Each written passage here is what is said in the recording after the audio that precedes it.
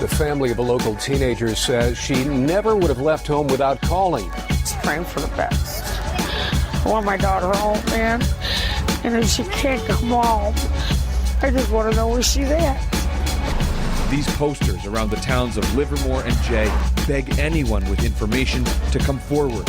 Posters that Richard puts up every spring, never losing hope. Tell me what happened to my daughter.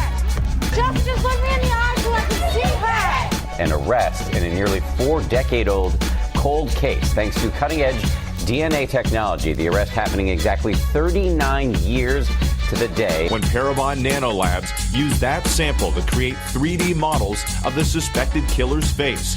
It's heartbreaking. We miss her, and we're going to find her. We're going to keep looking till we do.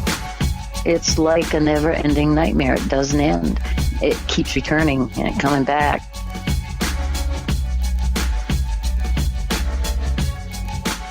Before we start this podcast, we have a few things we'd like to say. Firstly, please only contact any of the people who appear in or are mentioned in this podcast if you are trying to help.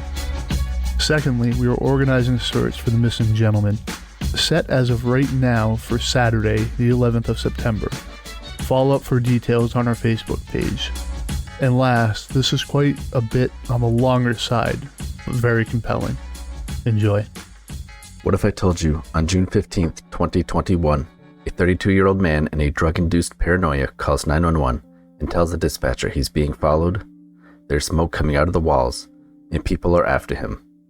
And what if I said his family is so desperate to get him help that they drive him directly to the police station, but are faced only with the possibility of him being arrested?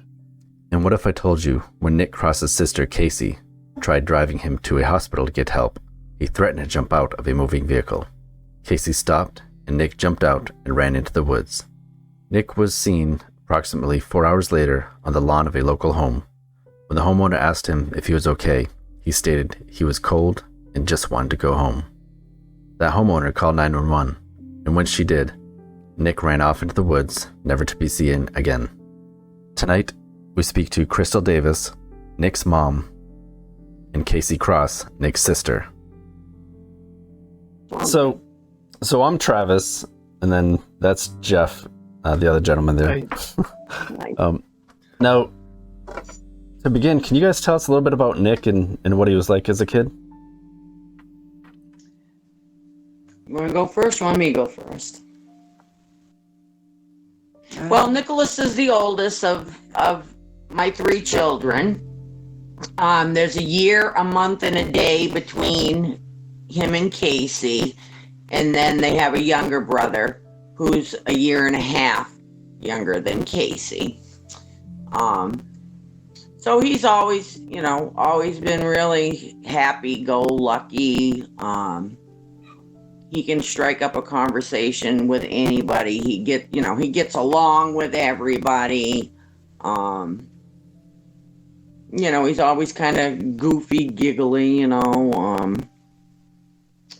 I don't know. He just, he's fun to be around. People, friends. Casey used to get mad when they were younger because her friends would meet Nicholas and then they would want to hang out with him, so, so he was just always easy, easy to get along with and Good-natured sort of guy, huh? Yeah, exactly. He's very fun, like everybody. He's the light of the party. Like, he can come into a room and get anybody's attention. Like, that's the type of guy he is. If old woman needed help, he'd be the first to go over and help her, Oh, wow. Yeah. That's just the type of guy he is. If somebody was broke down on the side of the road, Nicholas would stop and, make sure they were all right or needed help changing their tire. Nice. He was full of life. Like, the second he became an uncle with my niece, he enjoyed it so much that when I had my children, it was, you could see him light up with so much love and joy just to have that part and be able to call himself Uncle Nick. Now, did he have any children of his own? No. No. No, and that was kind of a little depression point lately, I guess. He had talked to Casey about it, not really with me, but, you know, he was kind of feeling a little bit down that, you know, most of his friends had kids already. And then, you know, his brother and sister, Casey has 2, and then my youngest son has 3.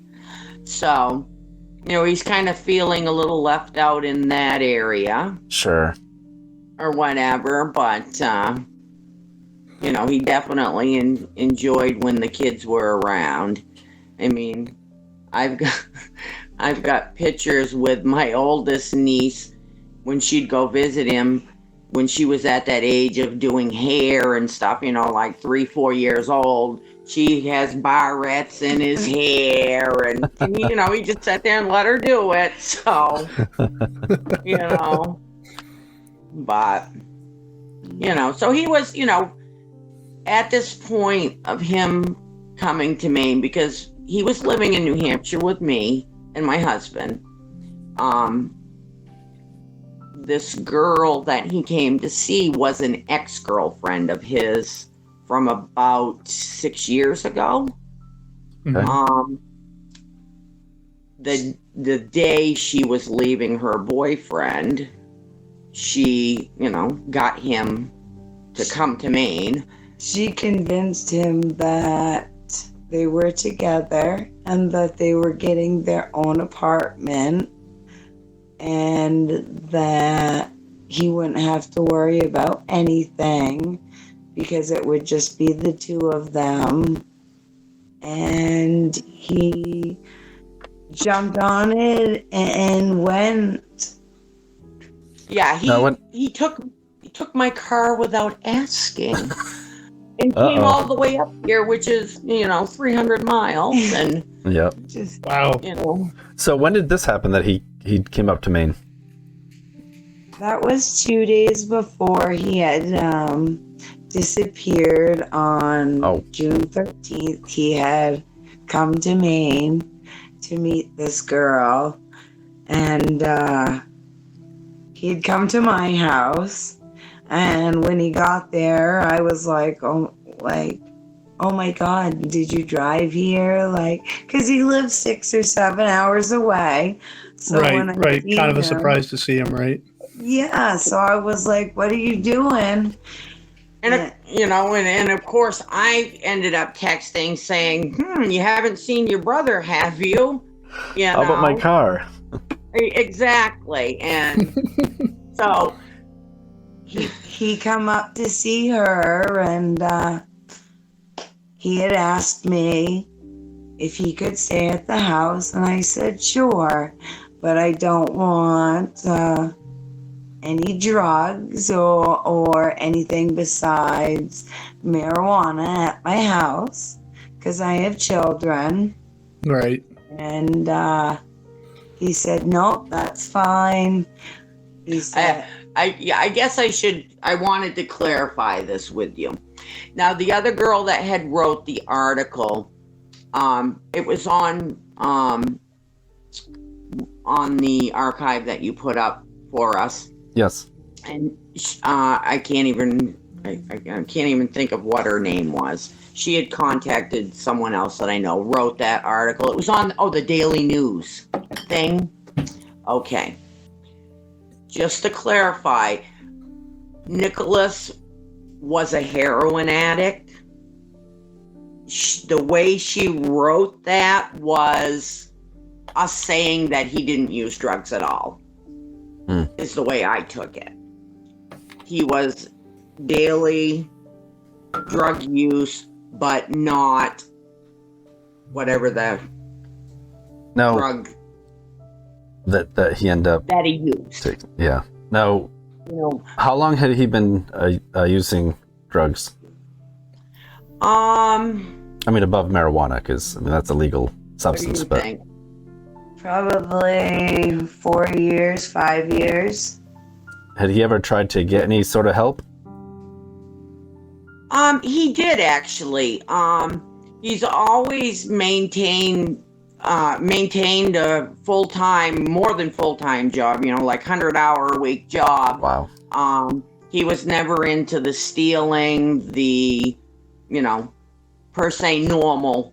And he did end up going into, a Suboxone program. And I was going to ask that. Was he currently doing Suboxone, on the sort of Suboxone program?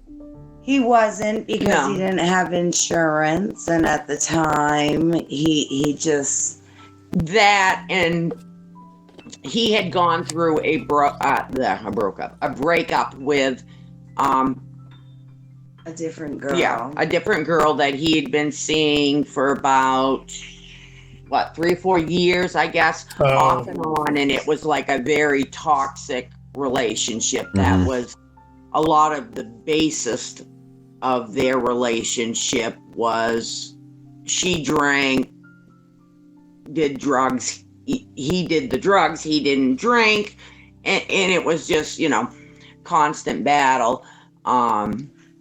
Nicholas could be sober if he wasn't around, say, people using drugs. If he was around somebody that he was able to have a stable house or a living situation, if he had his job or his license, he could maintain sobriety for that period of time.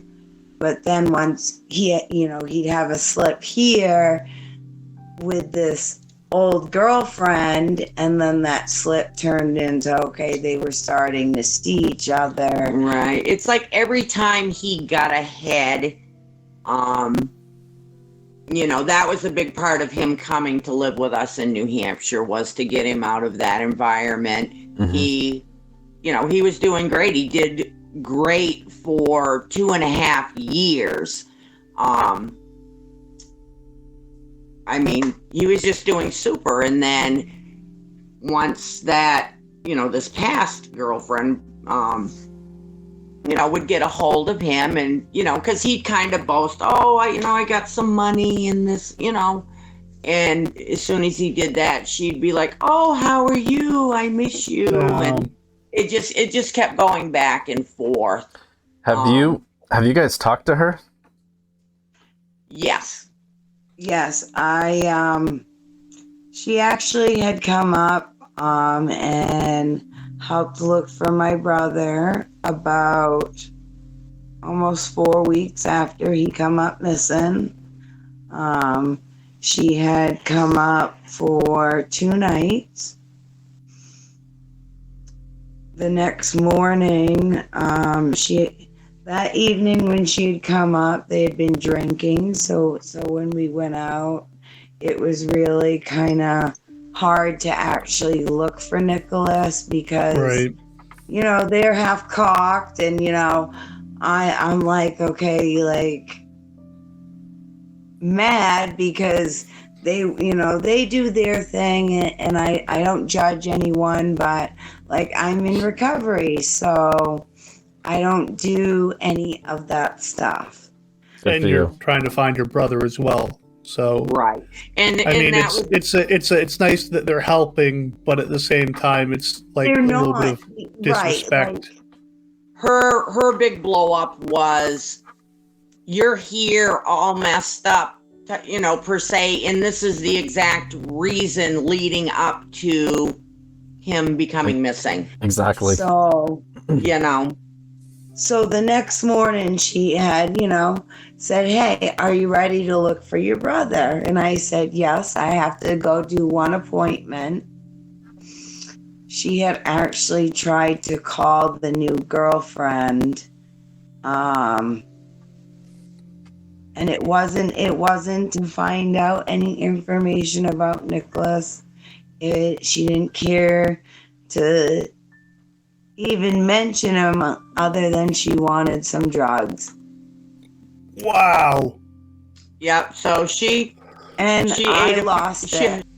And I told her to leave, and how dare she, like, my brother was missing for 42 days at that point, and she comes to my house and asks for the one thing. Unbelievable. Yeah. I said it would be one thing if you wanted to ask the girl something about Nicholas, or if she had been with Nicholas. But it's another thing to call and ask for dope, like, come on now. So for the people who don't know much about, like, everything leading up to this, like, you'd started with 2 days before. Could you continue on with that? Like, what leading up to him disappearing and the actual events of him disappearing? Sure.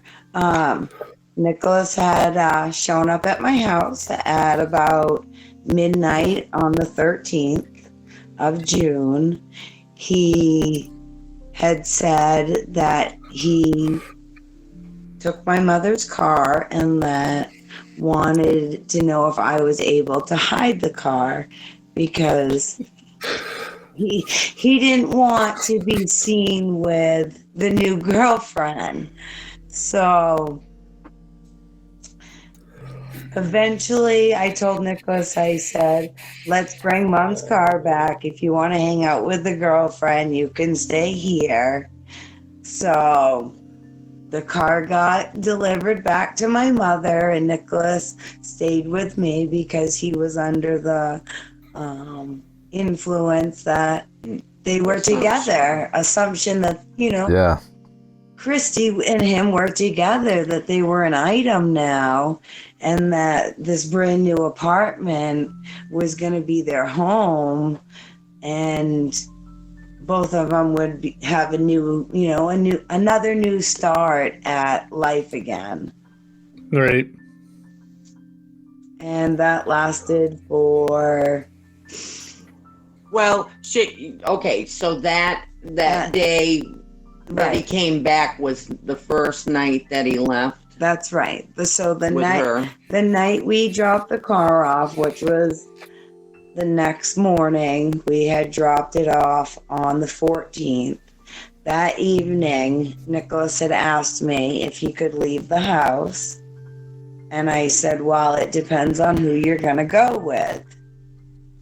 Because, he knows a lot of people, and I didn't want him to, be worried about him. So I said, all right, who are you going with? And he told me, I'm going to go with Christy. And I said, okay, that's fine. Just be back in a couple hours. When Nicholas had come back 2 hours later, he had no idea where he was. He didn't know who I was. He didn't know he was in my house. He was very violent.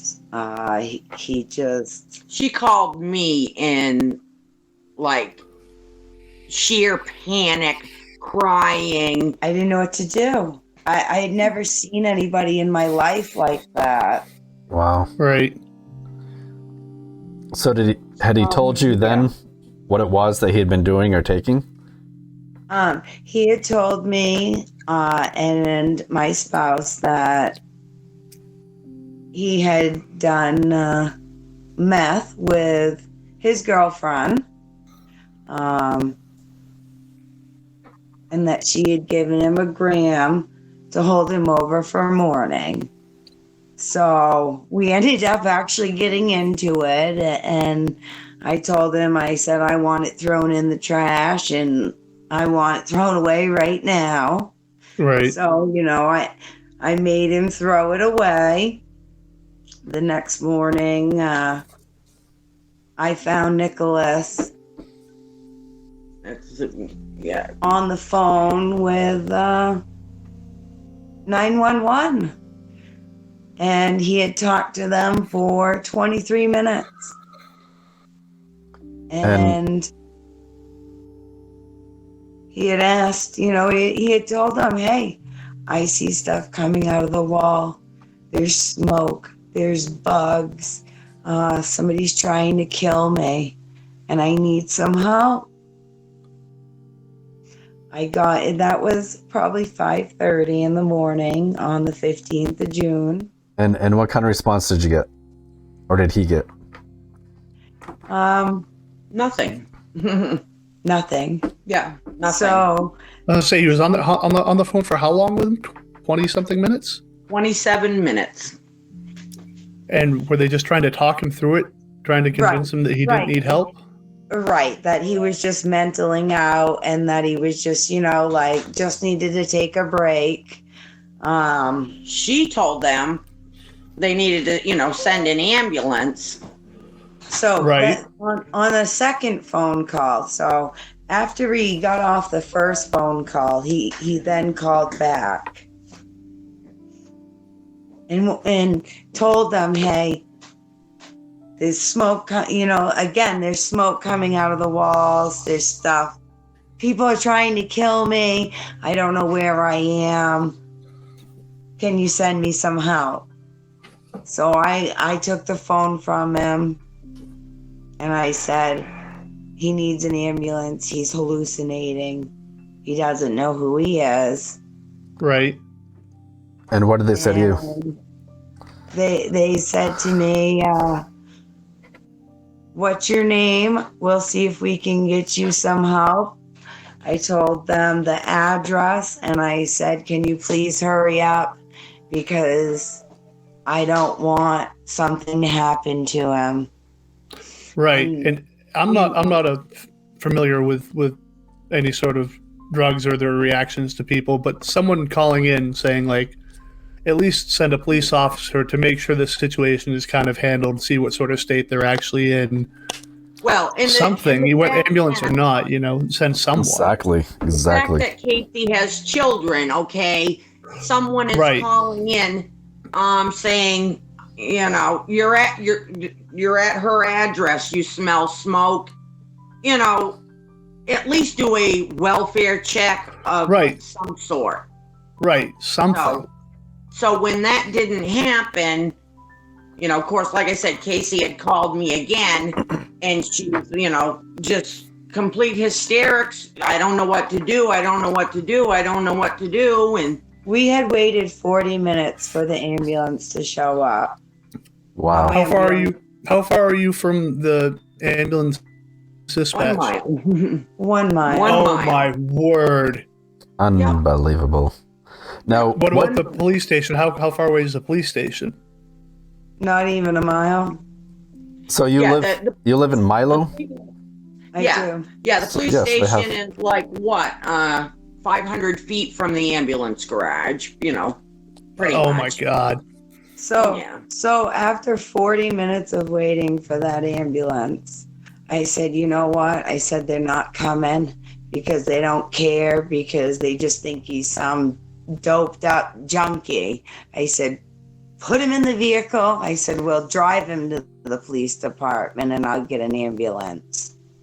Right. So we forced him into my pickup truck. Luckily, my kids weren't with us. I tried to calm him down. By then, he said, I don't want to get in the vehicle. Somebody's going to get me. Somebody's going to kill me. The truck is going to crash. And I'm like, Nicholas, you're okay. Calm down. And he didn't want to hear it. I actually physically had to stop and tell him, hey, it's me. Like, it's your sister. Like, stop, Yeah. Like, right. You're all right. Like, you're fine. And so we went and picked up a friend of mine. And we then tried to bring him to the police station. When we got there, the chief of police was coming down the road, so I flagged him down with my arms, and he come over, and he said, what's going on? And I said, I've been waiting for an ambulance for 40 minutes. I said they didn't show up. My brother's hallucinating off of meth and or bath salts. I didn't know, at that point, I didn't know what he had other than just meth. Mm-hmm. And so I said, I physically can't help him. Could you call an ambulance? And the chief said, well, is he willing? Well, no, because he didn't know who he was. Right. He's really messed up. Yeah, he's incapacitated. So he looked at me and he said, well, I'm just going to put him down and take him to jail. And I looked at him and I'm like, that's all you can do for him is take him to jail, like taser him and, the whole 9 yards. Right. And at that point, I didn't know what to do other than I knew he needed medical help. Like, right. You can't put somebody like that into a jail or jail cell because then they're going to end up hurting themselves, hurting somebody else. Yep. You never know what blows my mind. Did he attempt to even try to talk to him at all? Did he try to talk him down? And no, by the time he got done talking to me, he said, well, is Nicholas with you? And I said, yes, he is. And he looked at the truck. My brother had walked down the street to the Napa parking lot, and he said, well, he's not here anymore. What a piece of shit. And this is the chief of police? Yeah. What's his name? Do you know? Yeah. Asshole. It's actually Nick Kluge. We thought it only necessary to reach out to the police chief to give us his take on a few details about this case. This is not to defend or discredit him or the family. We just wanted to hear both sides of this situation. Well, my interaction with him was fairly brief. And again, you talked to the sister and the mother. I mean, I'll just give you a quick synopsis. I mean, he had called. What started it all was he had called 911 and making some statements, and then basically she got on the phone and verified that what the situation was, that he was having an episode because of something he took. Right. And she refused response from EMS or fire or ambulance. Not fire, I shouldn't have said that, but she refused response from fire or I did it again. EMS or law enforcement, excuse me. So we didn't respond to that initial call because she was all set. And then a few minutes later, I think roughly about a half hour later, she came to my office with him, and she basically just wanted to dump him off with me, which I was willing to do, and try to find him something, somewhere to go with him. But he was refusing medical attention. He wasn't in the state of mind for protective custody. And, so I asked her, I'm like, I'm willing to help here, but like, is he going to be cooperative? And the answer I got was, well, no, he doesn't even like police, which, we're familiar with. Right. That he's probably going to be combative with you. And I said, so I'm not going to be forced into a situation where I have to arrest him because he does something, whatever that be, whether it be, attack me or attack somebody else, or I shouldn't say attack, that's probably the wrong word, but be uncooperative, or, you know what I mean? Something like that. I'm like, I'm not going to force him into a situation where I make this worse. As far as the medical personnel is concerned, did you not feel it necessary that an ambulance or someone should have come by to check on him right there? Because he was, did he seem very obviously in a state where maybe he should have seen medical personnel? No. See, the problem with, he was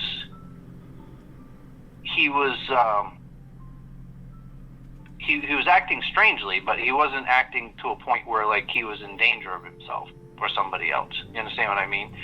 And I asked her about that. I asked her when we were out front of the office if we wanted, to have an ambulance come here. And she refused that then because he was refusing an ambulance. And quite frankly, at that point, he could refuse the ambulance.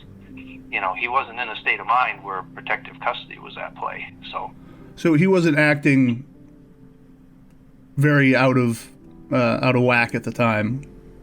He wasn't acting. Like he's running around in circles, screaming and everything. You know what I mean? Like he wasn't doing anything like that. He was just there. He got out of the truck, and it was kind of obvious that they had been bickering back and forth, and she was just sick of him. She just wanted to be rid of him. Essentially, was my take.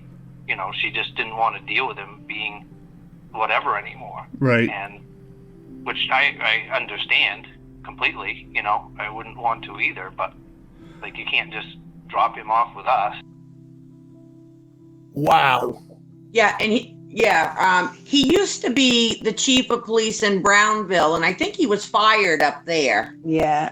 Wow. I don't remember what he was fired for, but then Milo's chief passed away. So they hired him in his spot. Yeah. His schedule must just be way too busy to help people. Yeah, Milo's pretty hopping. I don't understand how somebody can sit there and ask for help. Being so scared, just the look on my brother's face, I knew he had no idea who he was. Yeah, she just kept telling me, Mom, you don't understand, and which I don't. I've never seen anything, like maybe on a movie, or something. No. Right. I mean, not in person, anything like that. It wasn't even like a movie. I will tell you, my brother, every 10 minutes, I had to remind him that I was his sister so that he was not beating me in the face or coming at me with something. Wow. And then I was going to say, and that's what ended up her having to stop where he got out in LaGrange because he was, just so out of control. They were afraid he was going to, try to jump out of the vehicle. So he had walked over to Napa, and then you were able to coax him back into the vehicle? I actually had left, and I said I had court that morning, and I couldn't miss it, which was, maybe I should have let the cop arrest him, but I couldn't be that heartless. So that morning after he went to Napa, the cop said, all right, well, he's gone.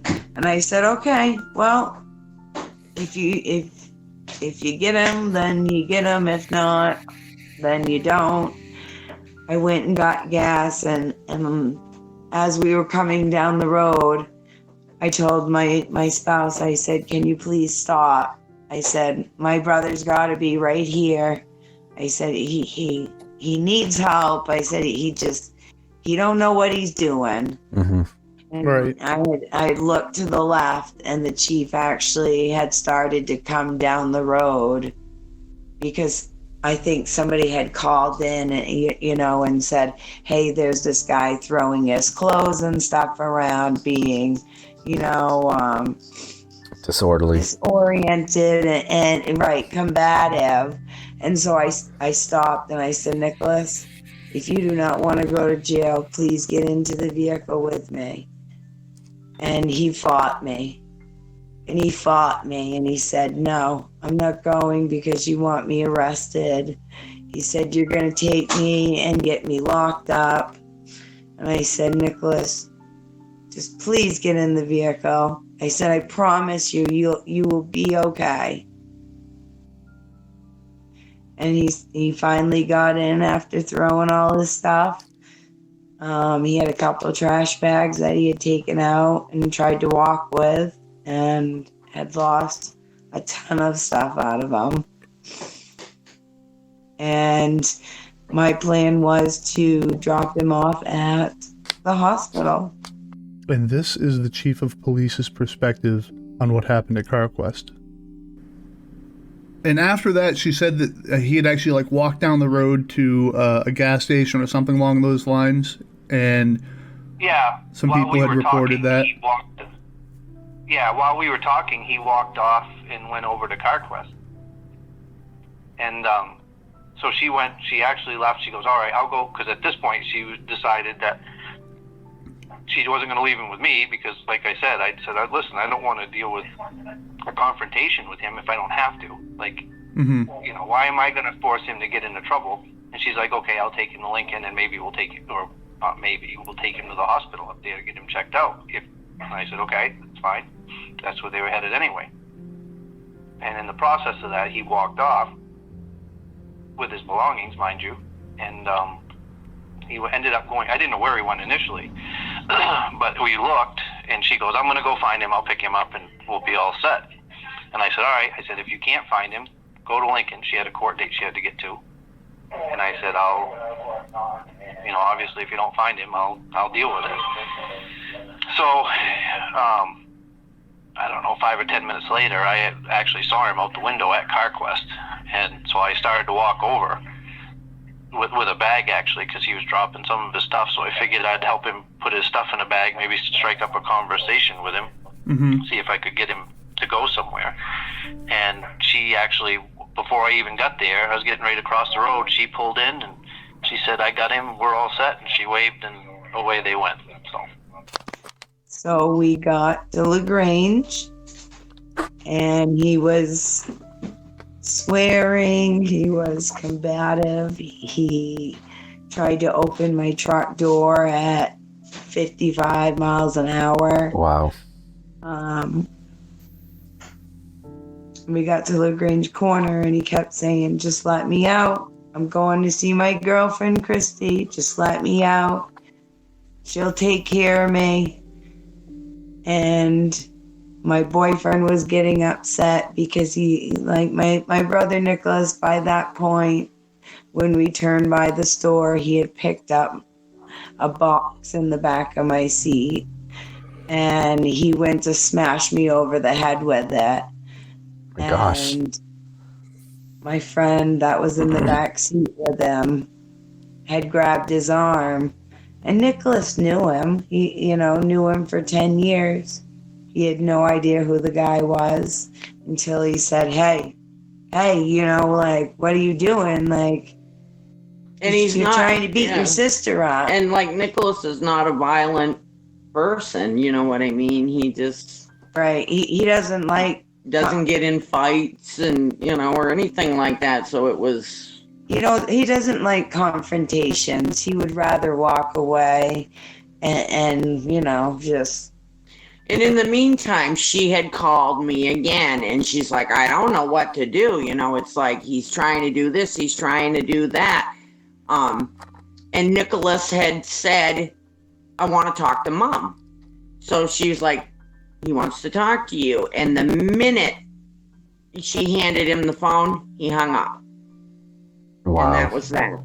He had grabbed my phone. I said, I'll let you talk to her. It was on speakerphone. He had grabbed the phone and started to open my truck door. I grabbed him by the sleeve and I said, you can't take my phone. Like, you can use it, but please don't get out of the truck. Right. And he just wouldn't stop hitting. He Man, I can't even imagine. I'm sure you did what you could. With a grown man. I knew better though. Attacking I've never you. seen anybody like that. Yeah. Like if you come across somebody like that, it's very hard to help them, and like there's no way to help them other than kind of just babysit them and coax them, just like a baby, really. Like you have to walk on eggshells around them, and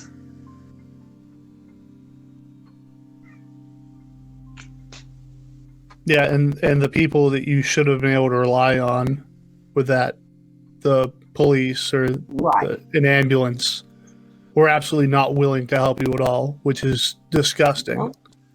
You shouldn't have had to be in that situation in the first place. Exactly. And for them to say, oh, well, the person has to be willing. I mean, come on. They're out of their mind. How can they be willing for one thing? Willing or not, the police officer, like, in that situation, why would he not step up and try to talk to he's Nick? he's a danger to himself and to anybody that he would have come in contact with. Yep. Right. And it sounds like he viewed it as more of an inconvenience than anything. If nothing else, he should have told her, too bad. He's going to jail. You know, we've got to do something with him. Right, exactly. Like, at least in a tough love manner. Like, I'm sorry, like, this might be harsh, but for his sake and everyone else's, we should do something about it. There's no reason why you should have been put in that situation in the first place. And lastly, this is the chief of police's justification as to why he did not do more to intervene when Casey and Nick were interacting with him. Did you have any direct interactions with him? Did you speak with him at all during any of this? No, he was on the other side of the truck, and, you know, she was basically just giving me the rundown, and he was just standing there waiting for us. He didn't want to talk to me, you know, basically. He was just, you know, he didn't want to, I think he just wanted to leave. Mm-hmm. Kind of my impression of it. That was that. Like I said, if he had been acting like extremely erratic or strange out here, we would have taken different measures, but he was just there. Right. So no point in time he acted in any way that you thought you needed to. I mean, thinking back on it now, right, probably you should have done something, right? But well, not really. I mean, again, it's not against the law to be. It's not against the law in itself to be under the influence of something, right? Does that make sense? No, I understand what you're saying. And you know, and obviously, if he had been in this, my take on it was more. It was medical. It wasn't criminal. It was medical. And he wasn't at the point with us where I could force medical attention on him, I guess was the line with me. And no, that hasn't changed. I mean, I have thought about it since then, considering what's happened. But, I mean, it's either there or it's not, and it wasn't there. Like, I couldn't have forced medical attention on him. That's actually, it's kidnapping. Right, so... The medical world, like that. At what point is when someone's in like a sort of a medical situation, does it switch to like, you know, you have to can you is there ever a point where you can sort of force medical attention on someone, like force someone into an ambulance, or is that only if they're like unconscious, you know, they're no, it that has far nothing off? to do with being unconscious. They have to be in a state where they're a danger to themselves or immediate danger to themselves or to somebody else. So if somebody's homicidal, right, or if they're suicidal, you know, and maintain that too. Like, there's often times we will go to suicide threat calls. Okay. And, you know, you get talking to somebody and they're not like actively, you know, suicidal at the time, or, you know, it all depends on the conversation or the situation. Yep. But there's many times that we arrive at these calls where we don't have enough to take somebody into protective custody to send them to help. And all we can do, we're first step in the process. Like, people, there's a misunderstanding sometimes as to what we can do and what we can't do. Like, we don't pick people up, even in that situation where we have protective custody, and like take them to a mental institution or anything like that. Like, the process is we take them to the hospital. Right. A lot of times, even the ones we do take to the hospital, once they get to the hospital, they end up getting released from there because they, you know, the situation that they're in or the crisis that they're in, they get a handle on themselves or whatever. Yeah. So the hospital can't keep them anymore either. Okay. You know, so it's pretty specific, you know, and it has to be pretty serious. I tried to explain to them. I said, there's something wrong with them. I said, I believe he is in a psychosis state of mind that he doesn't know where he is. Like, he didn't know 10 minutes from 10 minutes. So every 10 minutes you'd have to tell him, okay, hey, Nicholas, it's me. Do you remember this? And then he'd kind of relax a little bit. Has Milo PD come out and defended their actions that day at all? No. They've said nothing about it whatsoever? Nope. He asked me yesterday how it was going with finding my brother. Oh, that's nice of him. And I said, well, it's pretty shitty, actually. I won't lie. I've walked a lot of terrain. I've walked a lot of woods. It sucks to ask people nowadays for help. Like, even if you want to walk 20 feet, I'd accept it, and not one person could be bothered to even come out. Not even his own girlfriend. Yeah, right. Exactly. I just don't understand what the world has come to nowadays, that people just sit there and not try to help somebody in need. Unbelievable. From the time that he got out, and then case, the day went on, we were unaware until the next day that there had been a 911 call, which was at 12:45 on the 15th. I just happened to be talking to my sister. Like I said, she works at the sheriff's department, and I said, I need to get him reported missing. Something, something's wrong here, whatever. Nobody's seen him, for hours and hours, or whatever. Well, this was the next day. Yeah. So the 16th. On Wednesday. Okay. And then on Wednesday, she said, that's really weird the way you're describing how he was acting. She said, because there was a 911 call in LaGrange, someone acting just like that. And I'm like, it had to have been him. Yeah. And she's like, no, because she's like, I'm pretty sure the person gave a different name to the, to the 911. And I said, well, anyway, regardless, I was trying on the 16th to do a missing persons report. Bangor, Penobscot County was not going, well, I say not going. The woman I spoke with, I told her what I needed. She said that I needed to go back to New Hampshire. They refused. And file a missing persons report because Nicholas had been staying in New Hampshire with me. And I'm like, but he's what? You file it wherever he disappeared from. What nonsense is that? Yeah, so I hang up with them, and I'm telling, of course, like I said, my sister works there, okay? And I'm telling my sister, I'm like, I don't, they won't do it. They won't do it. Telling me I got to go back to New Hampshire, and and do it there.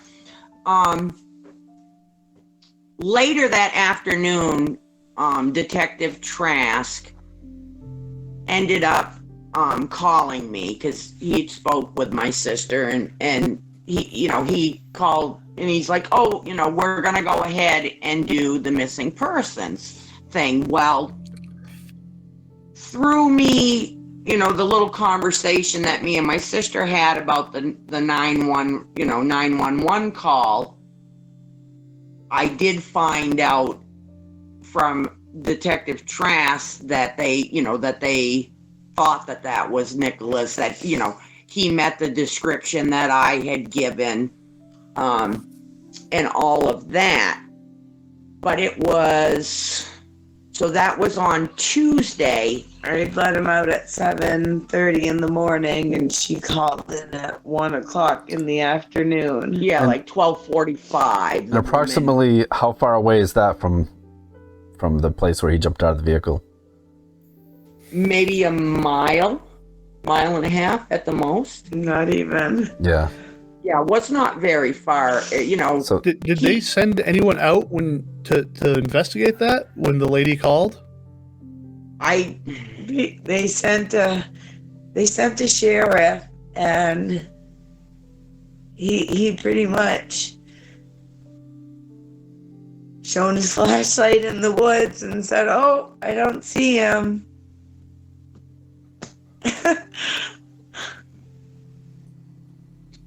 Yeah, I think they did. I mean, I don't know if they did send someone that day. I think it was the next day. On Wednesday, I went back. Wednesday when they, did like a little search, across the street from those people's house. I got there at noontime, and then when I parked my pickup and started walking the road, 2 game wardens had shown up. And they had got out with a dog, and they were on the opposite side of the road as I was. And I kind of gave them their distance, and I said, "You must be looking for the same person I am." I said, "I see you have a dog. Would you like a piece of clothing or an art, something to smell him by?" Right. And they said, "No, we don't need that," because at that point, the description the woman had given him, my brother had told the woman when she found him in the yard that he was cold, he was scared, and he wanted to go home. And she described him as being very pale, blue lips, was shaking, drenched. It had poured all day. And I believe they were looking for a dead body. And at that point, they could have walked right by him, and the dog wouldn't have even told them that he was there unless he physically stepped on him. Right. So you're saying they had cadaver dogs, not tracking dogs, right? Yeah, they did not. They didn't even bother. Yeah, they didn't even bother trying to locate him at that point. He's still alive, or whatever. Because I reported him as being lost. They looked for him for about 7.5 hours. I left at 6:30 because I said, okay, if he's still here, I said he's scared of the dog and he's scared of the game wardens and thinks they're gonna, thinks he was fearing for his life about everything, about every little thing, like the tree, like the trees were gonna get him and stuff. And so I left, and I come back at 9 o'clock, and they were already gone.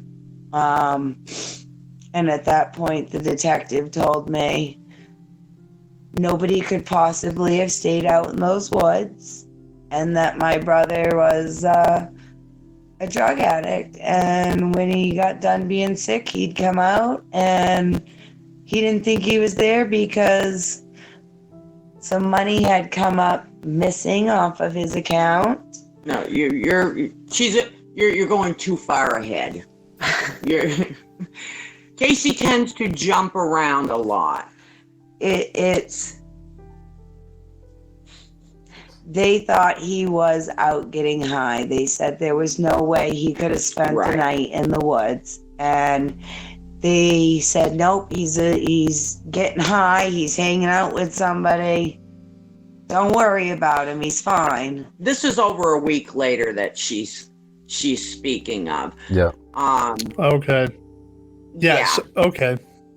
Yeah. Like I said, That gets was a lot of thought going at once. That was after walking. Okay, so I walked every single night for the 42 days.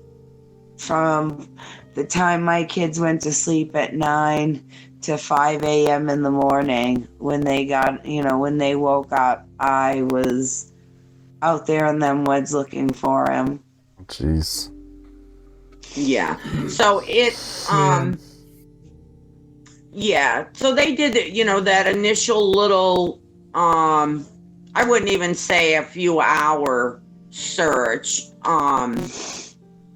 That would have been on Wednesday. It was a complete another week.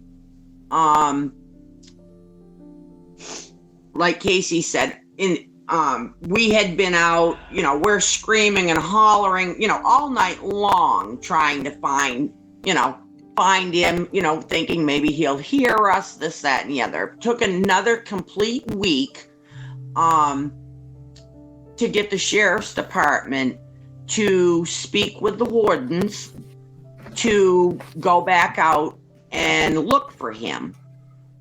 And in that time frame,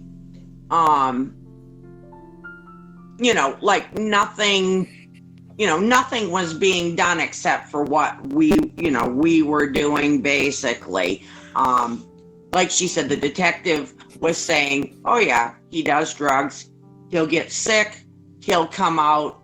How do you know the girlfriend didn't pick him up? Well, we didn't know that, but according to her, I had spoken to her. She tried to tell me that my son, in the last few months, that she had been texting with him that he was having mental problems. And that almost like he was schizophrenic. And I'm like, no, he doesn't have any mental problems. And she's like, yeah, he's been acting really weird and basically trying to defer the, I give him some drugs. What she did not know was when Casey had brought my vehicle back, Nicholas's phone got left at home in New Hampshire. In my sweatshirt pocket. So I had all of his text messages back and forth with this girl about doing drugs and, all of this crap. So I knew what was, I knew what they had talked about. She knew exactly what I was talking about. Yeah. Right. Yeah. I said, Nicholas is not schizophrenic. You can, whatever. She didn't seem, the girlfriend didn't seem, concerned at all. Yeah, she moved right on. Like, the next day I had tried to call her and ask her,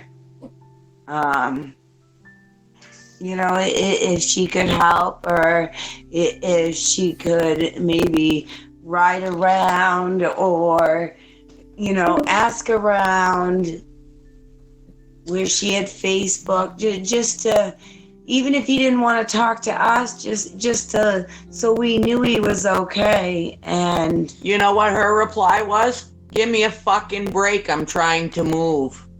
Wow. What? Oh, yeah. Why was she trying to move? That's interesting. Well, because she'd been cheating on the guy she was with. Oh, okay. So she was moving, with another boy. She pretty well known in the area. How far away does she live from the point of him jumping out of the vehicle? So when Nicholas jumped out of the vehicle, we was only about 1.5 miles to 2 miles from the Four Corners in LaGrange. That is about 11 miles to my house, so it's probably about 9.5, 10 miles to her house, to where she was staying with her mother. Okay. Which had Nicholas walked and actually physically made it to town, he would have gone there first. Well, that and people would have seen him too, I guess, right?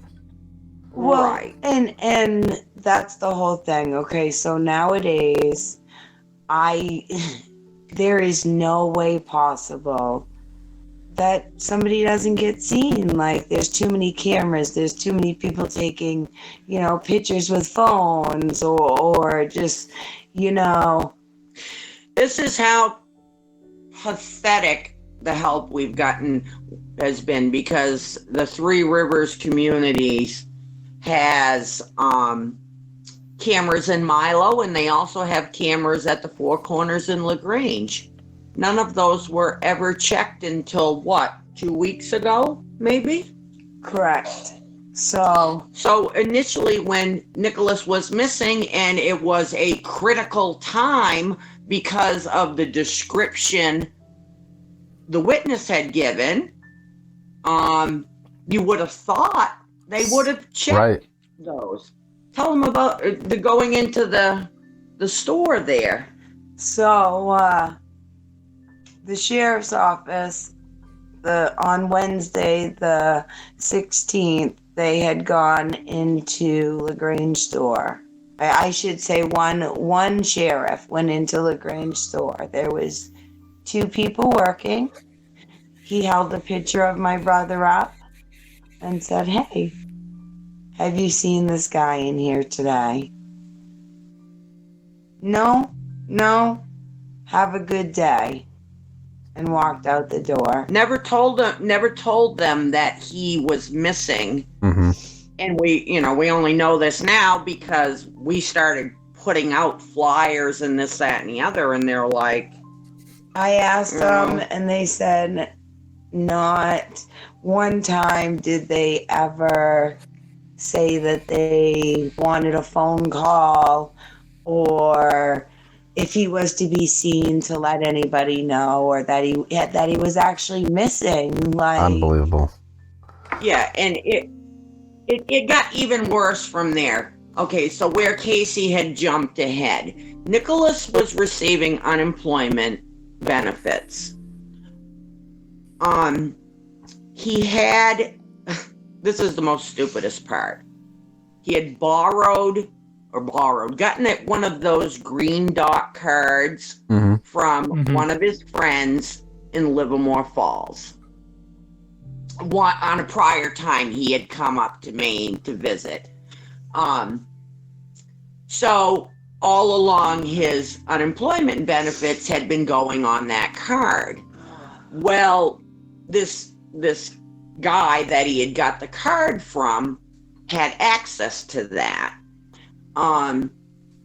So I think it was Thursday of the next week, I'd been talking to the investigators. They're saying, okay, where could he be? He's got ties to Milo, Livermore Falls, and then to New Hampshire. And I tried to tell them that they didn't need to look anywhere else. That he was there, that he was right there, and he wasn't far. He was scared, and he would be hiding, and he was so paranoid he couldn't move. Like, he physically couldn't move his body because he was so paranoid. What was gonna happen if somebody seen him, or if something had gone wrong, and that he was thinking. Okay, so at that point, that jogged in my memory. Nicholas would have unemployment benefits. You file on Sunday, so by Tuesday of the following week, he would have had a payment posting to that card. So on Wednesday, I didn't think of this until Wednesday. The kid that Nicholas had gotten the card from, I'm like, you have access to this card. Could you call, could you call Green Dot and just see if Nicholas has withdrawn the money. If he has withdrawn the money, then I know that he's okay. It's a week later, blah, blah, blah, blah, blah. Right, that he actually made it somewhere. It was not 30 minutes. A notification comes on Nicholas's cell phone, which I have.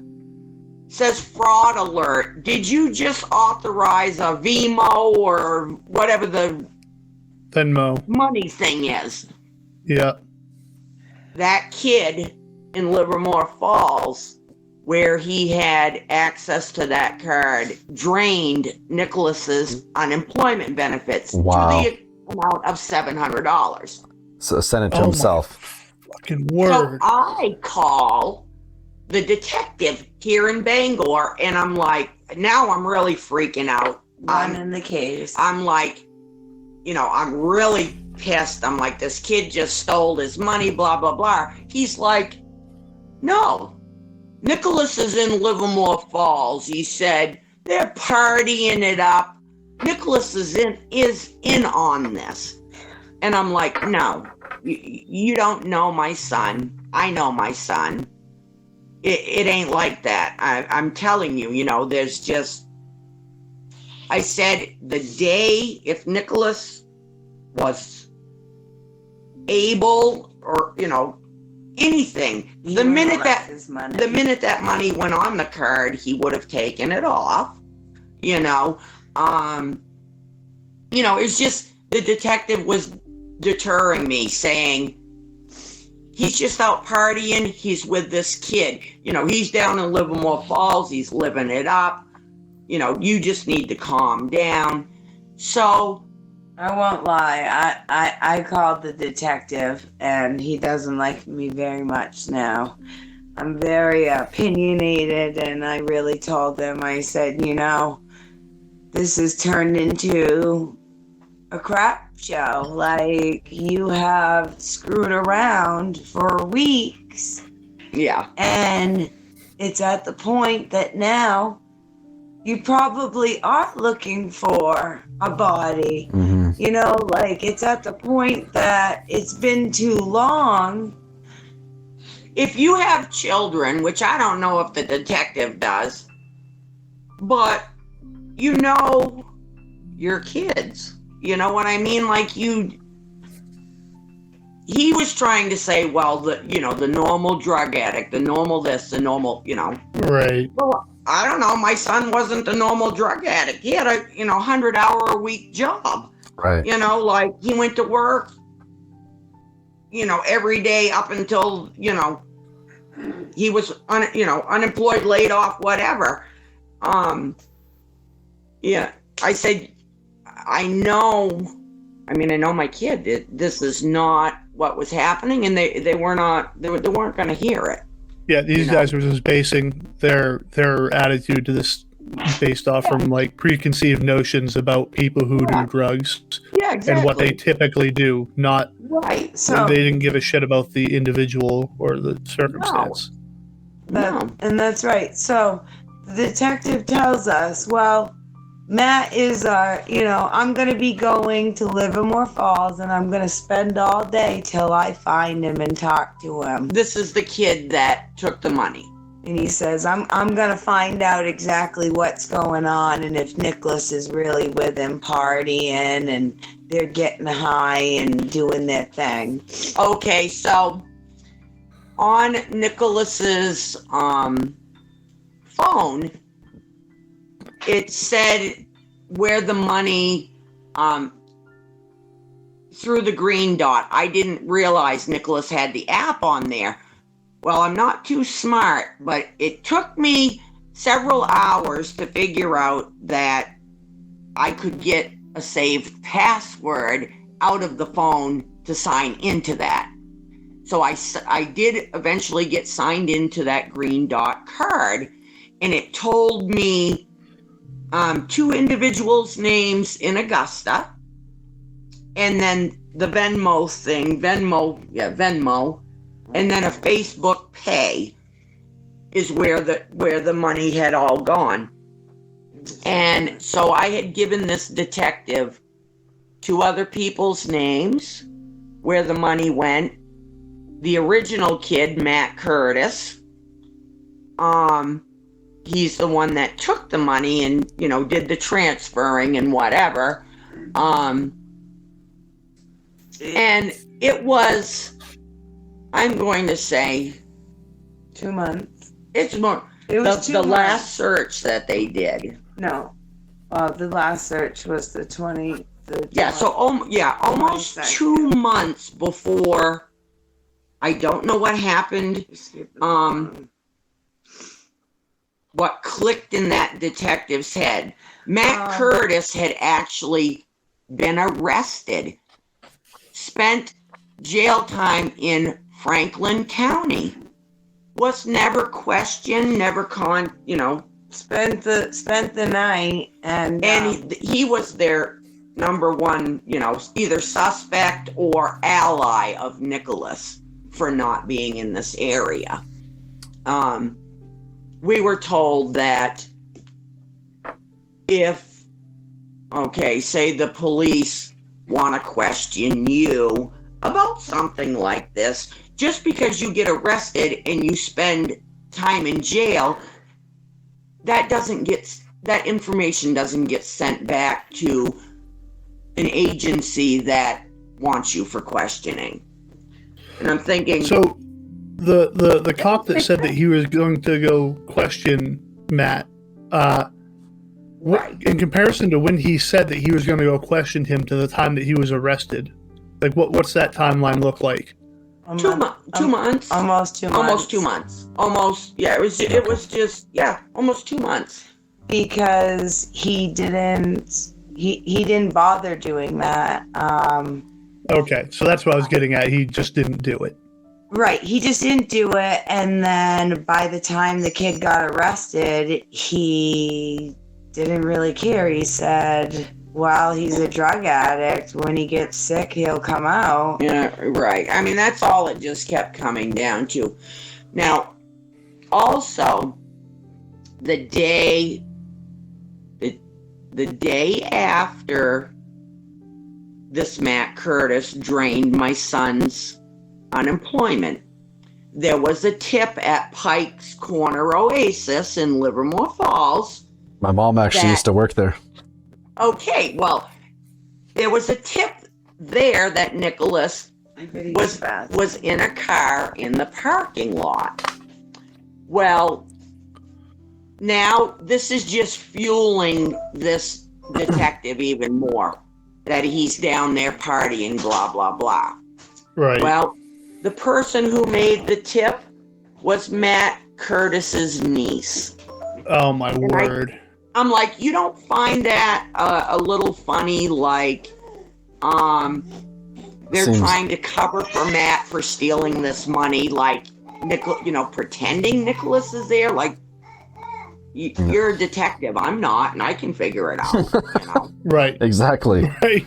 Yeah, I mean, it was getting crazy and crazy. I'm sorry, Casey is very up and down. Like, she's all over the place as far as she's certainly been through a lot. And there's she's I can't even fathom trying to keep all of this straight. Like where she's been looking and who said what and this and that, and she gets very overwhelmed.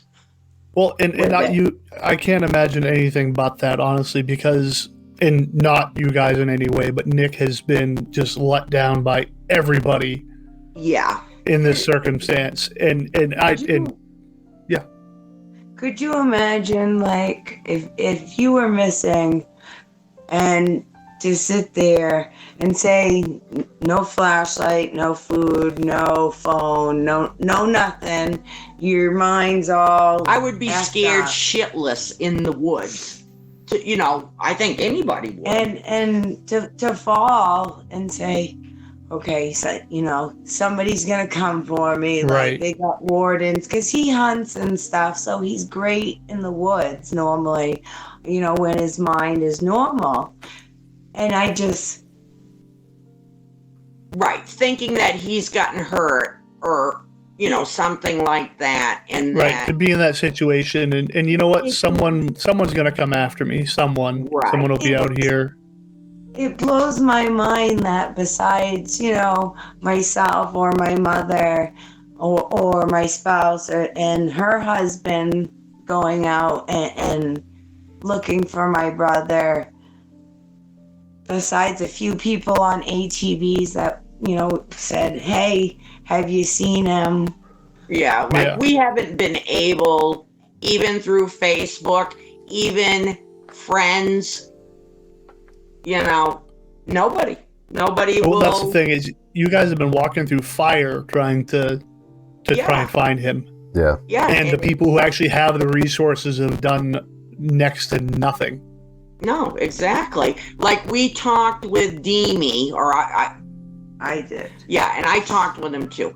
We talked with Demi, and they said, basically you have to exhaust every aspect. Right. The police, the warden, blah blah blah, and then we'll step in. But it sounds like you've done that. Yeah, it's like so they have. Well, that's how it ended up. Casey getting in contact with Julie because they wouldn't bring a dog. Like we couldn't even get a dog out there. Like that's the big. The big thing is, okay, so the detective on Nicholas's case probably has never, experienced being around somebody that's a full-blown drug addict or knows how somebody like that would be. Probably looks down at him. It happens a lot. They don't look at him as a person, you know what I mean? Like, it's what it comes down to. And for him to ask for help, for one, that would have taken a lot of guts, because my brother, he's not one to sit there and call for help and to put himself right. I mean, can you imagine calling 911 and just have them say, not today? I don't get that. I thought it was mandated they come out whenever someone calls 911. Like I said, they know Casey has 2 babies, small children. When my son said he smells smoke, why didn't they come immediately? Right, exactly. And it's not like they didn't, it's not like they didn't know where he was, So, has there been any sightings at all since the lady saw him on her front lawn? So the lady seen him on her front lawn, and about a week later, probably a half a mile down the road, where these people that live off the land, I had went there and talked to them. Everybody up here calls them the granolas. So if you hear us say that, you'll know who we're speaking. I'm familiar with that term.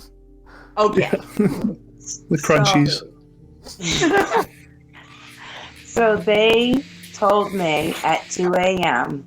somebody was going through the back of their bog, which Nicholas knows that area because he used to hang out with a friend up in those camps. And that somebody was letting all the bullfrogs in the back of the bog off. So 2 gentlemen followed a person at 2 a.m. with guns to the four-wheeler trail.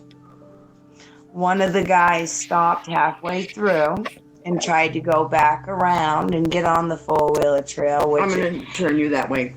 It's so close. The four-wheeler trail is literally, you can use that and get anywhere within a mile. Mm-hmm. Right. So they just were so adamant that they believed it was him because they had private property. Nobody goes up there. I mean, they're hippies, Right. Come on, so. But Nick knows that area, you said, right? Nick knew the area, and I believe he had come down the road and possibly went up there to to hide out. They were eating and just leaving stuff out, leaving water out or whatnot. So I believe he was able to sit there for a few days. Mm-hmm. Now, when they chased him through the bog, the guy ended up calling me and saying, hey, at 2 a.m. last night, I chased somebody through the bog. I believe it was your brother. And I said, okay. I said, I'll come check it out. The trail I took was horrible. It come up to my neck in just filth. It was disgusting. I won't lie. The terrain was horrible. And I called Detective Trask and I said, hey, somebody come through here at 2 a.m. This is a mile from where my brother was last seen. Can you get somebody out here? He said, well, I'll look into it. Well, he was tied up on another case for 3 weeks.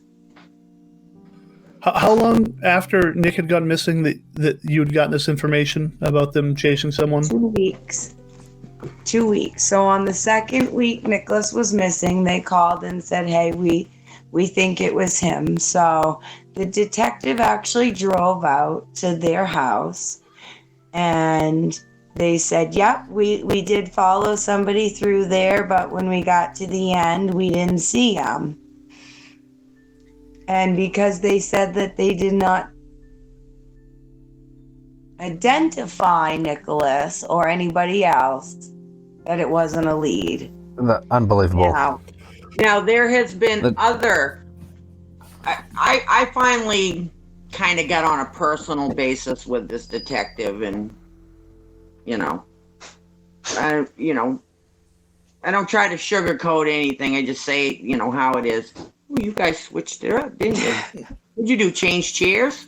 You switched sides of our screen. Oh.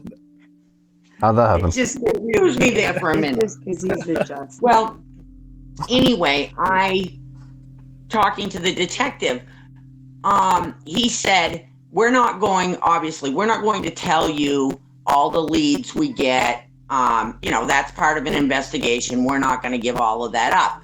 Then he goes to tell me, he said, right in the very beginning, within a couple days of Nicholas missing, they had a caller call from Steuben, Maine, and said that they had seen Nicholas. And I said, where is that? Because I had no idea where it was. And I don't either. He said, oh, that was my thought exactly.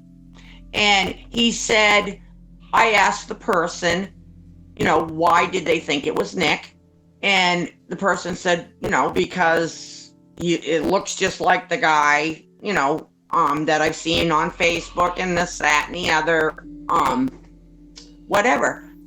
The detective says, I didn't bother to follow up on that. For one thing, Nicholas has no ties in Steuben, and he doesn't have any drug connections in Steuben, so I didn't really, feel like we needed to go all the way to the coast of Maine. So really, how far away is it?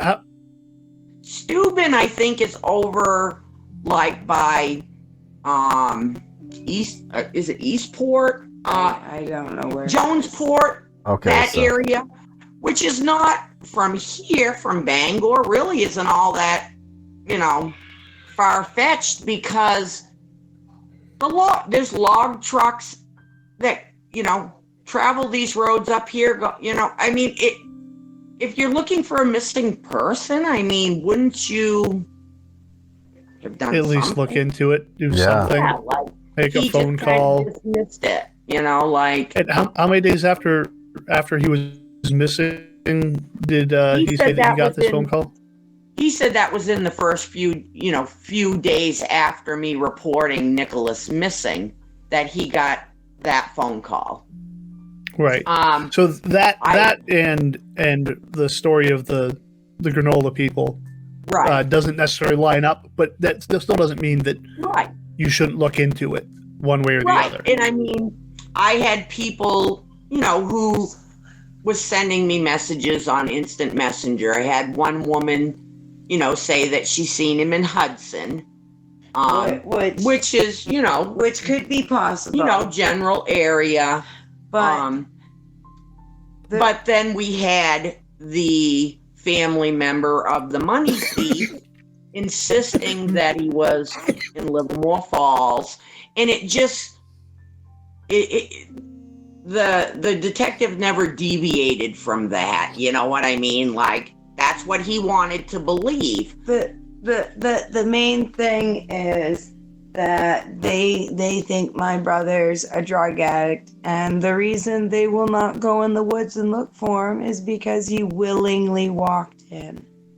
Yeah, that's what that is what he's an adult. He chose to get high, and he willingly got lost on his own. Right. Well, just pretend that the fact that he was on a mind-altering substance that completely changed his mental state. That don't care about that. He chose to go into the woods, right? Like all of these kids and other people, with dementia and stuff, they willingly walk in the woods on their own. Exactly. Yeah, the exact same. It's disgusting what you guys have had to deal with throughout all of this. I can't imagine. What's disgusting is the simple fact that while we're busting our rumps to try and find him alive, we have people that want attention, want whatever they want, just calling in and just giving just dumb stories that are wasting time when they could actually be doing something. A lot of people are coming up with this new girlfriend's ex-boyfriend murdered Nicholas, and they're just coming up with all of these theories or whatever, or that and it's like, okay, yes, something like that could have happened, but from what we know happened, Nicholas would have tried. So the first couple of days, he probably was scared right out of his damn mind. Like, he probably had no idea.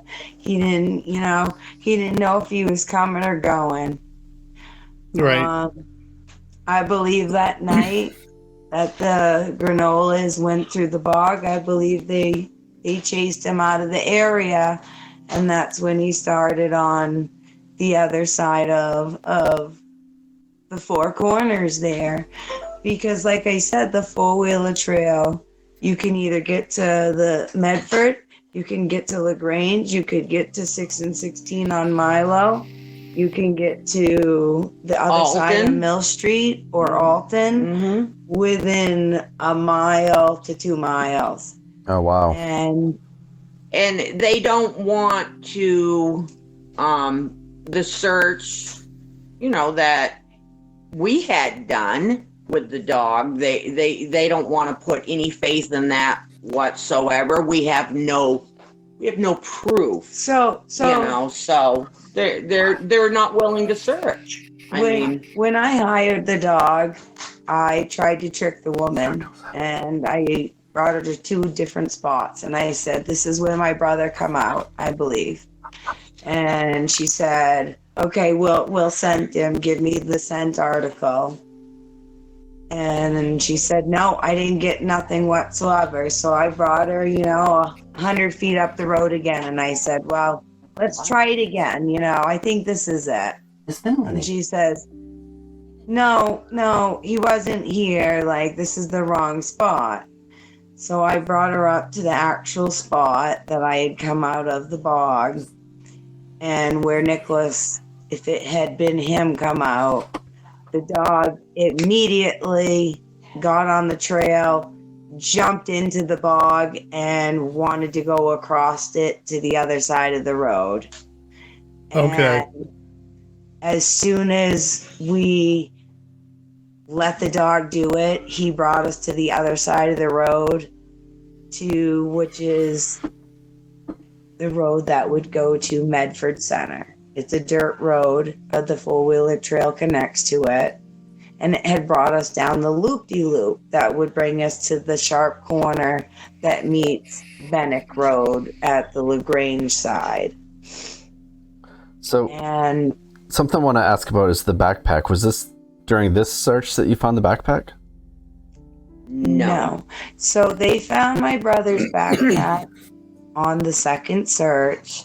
After they had nothing to go on from the first search, they had asked me if I could remember where I had dropped him off at. So I brought them exactly to where I dropped him off at. I said, this is my tire mark. This is where I dropped him off at. They then got the dog out. Probably 2 days later, the 9 cadavers they took out and started from the woman's house up to where I had dropped him off. And where I had dropped him off, he had actually walked into the woods and must have been sitting there and left his backpack. Okay. Something spooked him, or he was overdosed, whatever it be, something spooked him. He then left his backpack and headed towards LaGrange. So he righted himself and knew he had to go the opposite way to get, to either get to my brother's, LaGrange, a store that he could actually make it to. Gotcha. Yeah, sorry to interrupt you.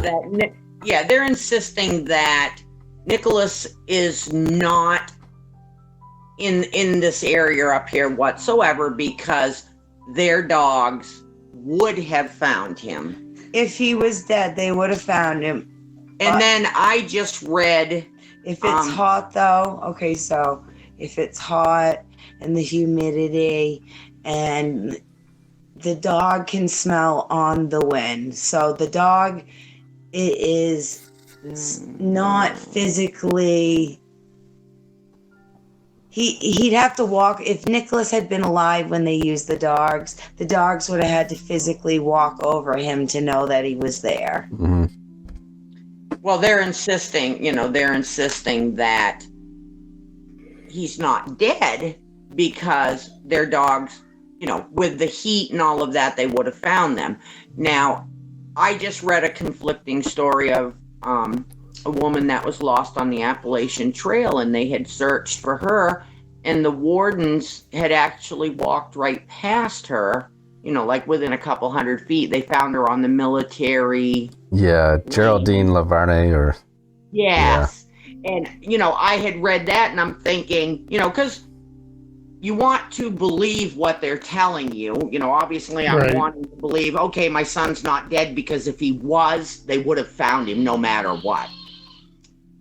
But then I read on searches that they've done and they admitted, hey, we walked right past this woman within a couple 100 yards, she was alive at that point, probably, So that's what I mean. So it would have been very easy to walk by my brother and not even know it. Like, if my brother had been laying down and had died, unless I physically walked on him, I wouldn't see him because the terrain, it is so thick. It is so grown up. It is so muddy.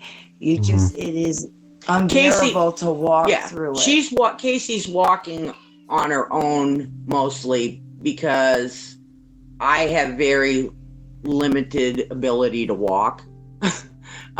So most of the time, I can walk a little bit. Most of the time I'm in a wheelchair. So she, there is no one else that will help. We can only do what we can do. We've been on 4-wheelers, we've done it. My sister made up some survival packs. We've hung those in the woods. Oh wow, I didn't think of that. Yeah. That's a great idea. Yeah, and the thing about this is with somebody would have seen him, I believe. I don't know. Now you said it was like 2 weeks after he had gone missing, where they had chased him through the bog, right? Mm-hmm. Now that's not like people can survive that long out there if they need to. Yes, he could have. Okay, so. But they wouldn't. Absolutely. So I kept telling Detective Trask, I said, I know that was my brother. I said, there's no other person in their right mind that would go through that crap. I mean, it stunk like sewage. It was up to your neck and just, it was disgusting. And in his state of mind, he would have done that. Yeah, the detectives. And the thing with this too is I imagine there would be some people that hear this and think, well, he wouldn't have had the drugs in his system still. But things to realize about some of this stuff, especially if he's doing something like he has done, like meth wasn't a thing you said he'd commonly do, right? Right. But if it was, especially if it was laced with something that can have permanent effects on your brain, where you're going to do, like, you're just not going to be yourself. You can legitimately permanently do brain damage, and that's the problem. Like, we don't know if he's mentally retarded. We don't know if he's just going from long-term memory. Like, we don't know his condition whatsoever. Right. We don't know if he went out there and broke his leg, and but the detectives were not willing. When all of that happened with these people, the detective said, "Oh, somebody wants to be the hero.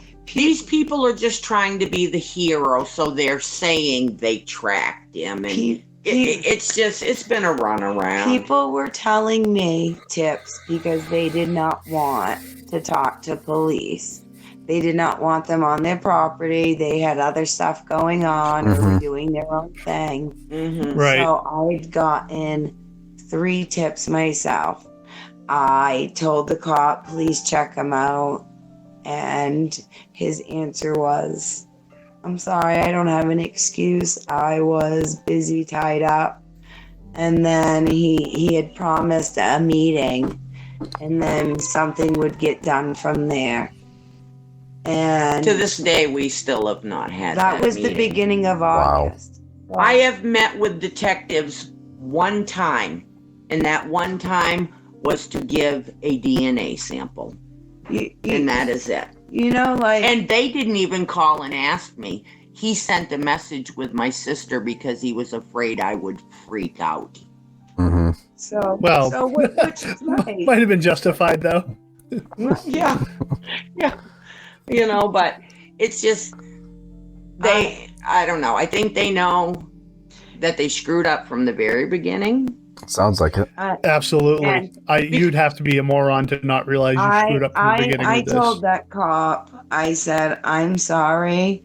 I said, but he was alive for at least 3 weeks. I had gotten tips for 3 weeks that he was first missing. There hasn't been any tips for almost 5 weeks now. And we don't know. And he thought it was a mental case. Other people have said this, which we really didn't think of. Could he have gotten on the train? The train goes through there. Well, yeah, he could have gotten on the train. But if he, like you said, if he has some sort of permanent damage, does he even know who he is? Does he? But he could be anywhere. But you'd expect someone somewhere to report that someone is someone's really out of it somewhere. There would be a found person sort of thing somewhere, right? So I would think though that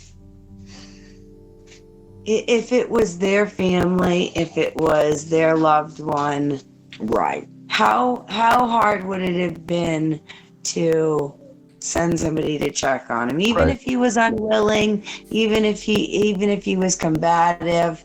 Put him in handcuffs, strap him to the gurney. Now we have a sighting last week in Medford. So last week a guy had called Milo. Milo PD. So we don't know if Milo has relayed any of this to the sheriff's department. I'm going to find out come tomorrow, but... And a guy had said that he had some property out there and there was a house next door that was abandoned. And that he believed somebody was squatting in there and that it possibly could be the missing guy from LaGrange. Did he have any visual confirmation, or did he just say that there was someone out there? No, he had just said there was somebody out there. He had sent the officer out there and had checked it out, but there hadn't been... nobody there when they got there, basically. Right. And then... last week, about a week and a half ago, somebody called in and said that guy that's been missing in LaGrange, his girlfriend that he come up to see, her and her new boyfriend put him in a well. And was that an anonymous tip? I take it. I'm guessing it would be anonymous. They won't tell us who calls in. Right. even if you they say that's part of their investigation. They're not going to give up their leads or whatever. I just don't understand why people think they need that much attention on something so serious. Like, this is his life. Nobody knows if he's dead yet. Like, he could still be alive. He could still be just wandering and just not knowing who he is. You know, right? like, And that's the thing too. That's like based off from everything that you guys have talked about. Assuming that he would be going to find the girlfriend or whatever. Right. Seems bonkers. Like, if he had any sort of cognizance with him, then he would be trying to find you guys, not trying to find the girlfriend. He was so out of it that the girl convinced him that they were going to be together. They were going to get married. They were going to have a baby. Yeah, they were getting. So maybe that's what's stuck in his head, right? Yeah, he would have never he would have never left Milo area, because even though Nicholas had a job and stuff like that, he's always either been very dependent on myself or his sister or a girlfriend. He had no vehicle because I got my vehicle back. So Nicholas, where's he gonna go? Wants somebody there. Like, he wants to have that companionship. Like, he was the nice guy. He wants somebody to go out with, to have a good time with, to have that life and possibly have a child. I mean, geez, that's okay. That sounds pretty good. Get a new girlfriend, get a new place to live, start off fresh. Everything under the sun was promised to him. Yeah, like we have no reason to believe that anything sinister happened. No foul play sort of stuff. And then all of a sudden now this is coming about his girlfriend and the new boyfriend dumping him down a well. And I think that just follows Diana's, case a little bit. I don't know. It just sounds. You hear that story a lot of these cases too. The same. Yeah. Type of story. And it's it's so close. Like I was telling Casey. We don't really know what's going on with her case. The police might have been out, near her property searching, for whatever reason, and someone seen the police out there and said, oh, they're looking for that Nick guy. You never know. And then people just make, they told, I don't know, make things up. The officer told me they physically got a phone call and somebody called in the tip that he was in a well on the property of Christy's new apartment. Okay. And she doesn't even have a new apartment. So that blows that story out, you know. So yeah, but definitely something to keep track of. yeah, I mean, it's, you know, it's really kind of discouraging. You know, a lot of things are discouraging, and I just hope people understand that it's not to sit there and make up false stuff like that, whether it's for attention or what. He's a human being. Yeah, it's so You're bizarre. helping absolutely nobody when you do that sort of thing. You're doing nothing but hindering any sort of progress. I won't lie, it is very tiresome. It is so hard to sit there and try and believe that, okay, he made it somewhere, so, you know, he's just hiding out, and it just, my brother, it shouldn't be your task to go out there and look for him either. And that's what's so devastating. I mean, you would anyways, I assume that, but there should be other people out there doing this for you. Absolutely. That's what I mean. yeah, no, we haven't.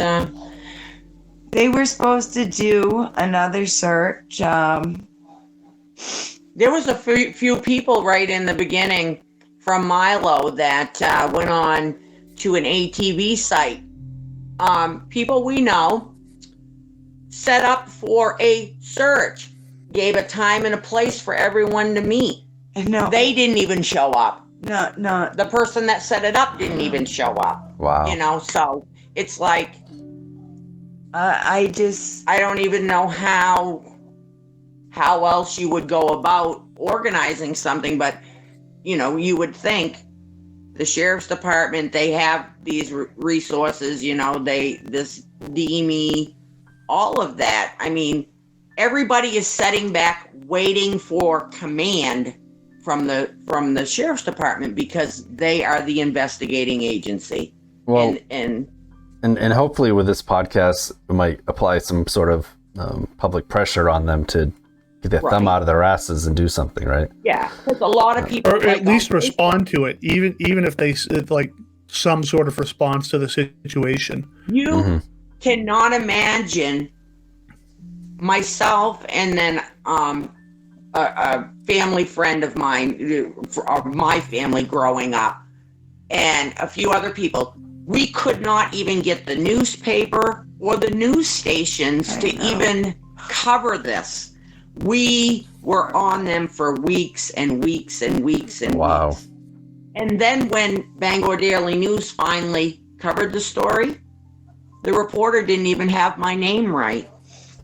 He never even asked me what my last name was. I'm remarried, so I don't have the same last name as my children, but you know, just that shows what lack of interest him even reporting the story was. He didn't even have the decency to give me my right last name, you know, there's so much to the story too that goes way beyond a missing person poster. So if you guys have anything else to share about the case, or any websites that you're using, whether it's be a GoFundMe or Facebook, looking for them or anything like that? Yes, we do have a GoFundMe. The page is called Bring My Son Home. I've also been posting our missing flyers and things on TikTok, just try to get out there. And of course on my regular Facebook page. Something just trying to get it out there any way we can. Something I found that works well is if you join like the local town pages as well and try to post it there. So street corners, every telephone pole, convenience stores. Yeah. Just keeping that little bit of hope and praying that hopefully he comes home safe, and that it has just been a wild, misfortunate adventure as it be, and Yeah, and one thing I want to stress is it became very overwhelming for people to private message me with, hey, I think we saw, this, or I saw that. And I tried to stress to people, not that I don't want to hear those tips.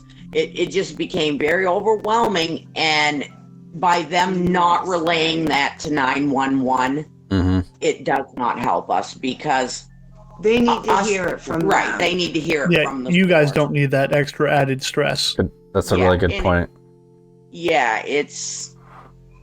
I battled with that, because yes, I did, I did want to know, but when I was calling, the detective and saying, hey, this person messaged me, it didn't go anywhere. So if Nicholas does get seen, like he's not gonna hurt anybody, he's not gonna be violent with them. He's probably scared right out of his mind and just wants to come home.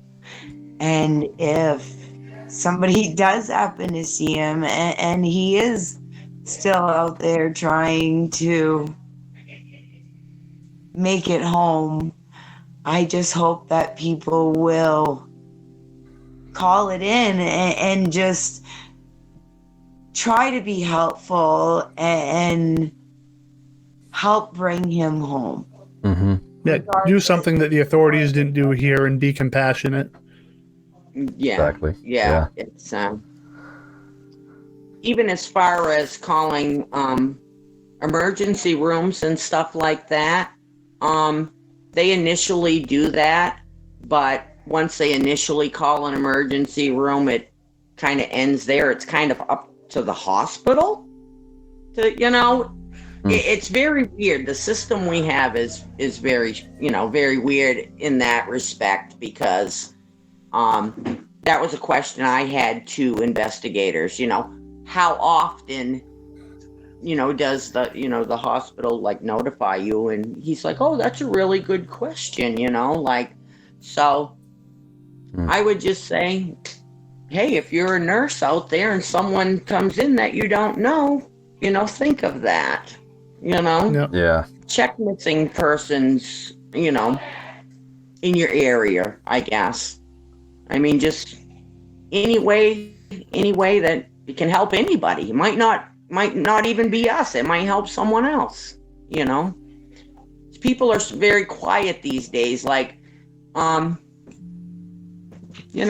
they don't even tend, They don't tend to stop. My daughter, I know this is off subject. My daughter was at McDonald's in Bangor the other day, and this old woman had fallen down like 3 times before my daughter and her boyfriend could get out to help this woman, an elderly woman.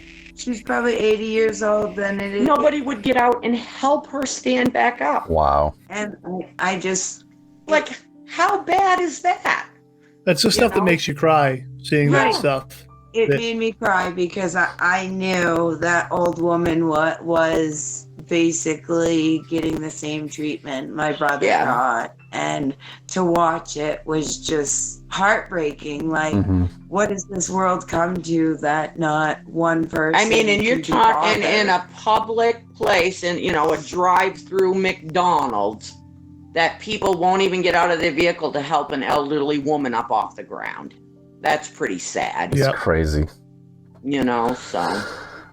Well, we want to thank you both for joining us. We admire your strength and your courage to fight for Nick and try to find him. And Casey, I know that I feel like you take a lot of personal responsibility for it all, but honestly, it's nothing you could have done differently. No, that's and I've teared up a couple times just talking to you guys. Like, I can't imagine what you're going through, but don't put this all on yourself, because you've just been let down. You and Nick both, you guys have done everything that you can. So just stay strong. And I try to reassure her, Yeah. They should have, like you said, they should have not put that responsibility onto her when they went for help.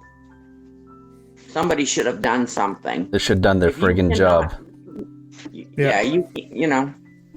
Yeah, she... Again, thank you guys very much. Thank you very much.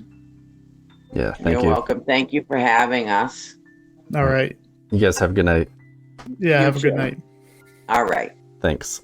Bye. Bye. We know this was a long one, but if you're still with us, we greatly appreciate your continued attention. And we want to deeply thank Crystal and Casey for joining us. We can only imagine how difficult this must be for them. We would also like to thank Officer Nicholas Kluge for taking the time to give his perspective of the situation. If you have any information about Nick's disappearance, please contact the Penobscot County Sheriff's Office at 207-947-4585. And like I said at the beginning, we are organizing a search for Nick this Saturday, the 11th of September. Follow up on our Facebook page for more information if you'd like to help. And as always, thanks for listening. The search for 5-year-old Taylor Williams led investigators to Alabama this week. So we have some breaking news from Florida. An arrest has been made in connection. After years of agony, a glimmer of hope for the family. Investigators spent hours searching through this house off Pennsylvania Avenue. What could be a major development in the search for missing Alabama teenager. Tonight, a stunning twist in the search for Taylor. Somebody out there knows something. They want to lay him to rest their way, not by somebody else's way.